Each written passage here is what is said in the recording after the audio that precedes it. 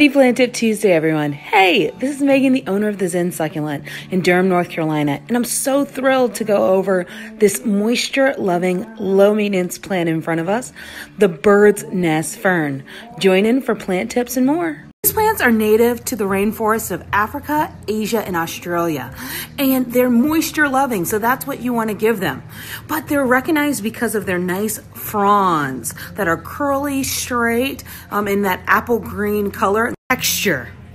It is something that's a little bit different from the average fern, or that these ferns do not shed, and that their whole frond, they don't have any notches, such as what we might see in our maidenhair or any other ferns. Bird's nest fern gets its unique name because of these fronds that we're seeing right here. In the inside crown of the plant, new fronds appear, and the smaller ones mimic little bird's eggs, so they're nesting in the fern plant. When it comes to lighting, the bird's nest fern love medium indirect light. That means 5 feet away from the window would be a good option for them.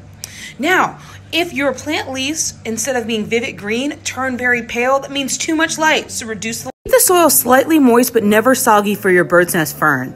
To judge that, just simply use your fingers and tap the soil a little bit. If it comes back with a little bit of soil on your fingers, that means that you're right on target. However, if your fingers are sopping wet, too much. Crown of the plant, which is the inner weavings of all the bird's nest fern, is where the new leaves appear and where they grow from.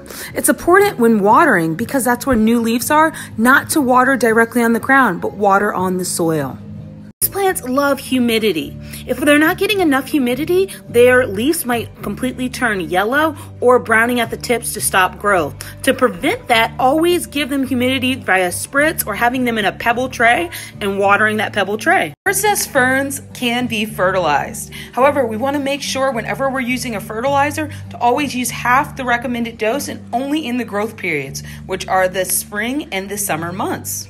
Just like many of our plants that love to hold in moisture, they could attract some pests. If you see any pests like mealybugs, just gently take a Q-tip and an alcohol and rub that insect, and that will kill it instantly. When it comes to picking a pot size for your bird's nest fern, I always love to go up 1 inch size. So this is a 4-inch bird's nest, and it's moving into a 5 to 6 inch container, giving it room to continue to grow. Because of this plant's medium light requirement, you really can place it anywhere. In a dark dining room, in an office space that might not get a lot of natural light, and it will give that bold color without all of the light requirement and really the care.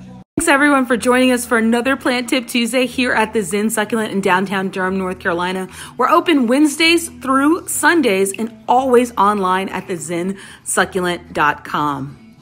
Have a great planting, enjoying week.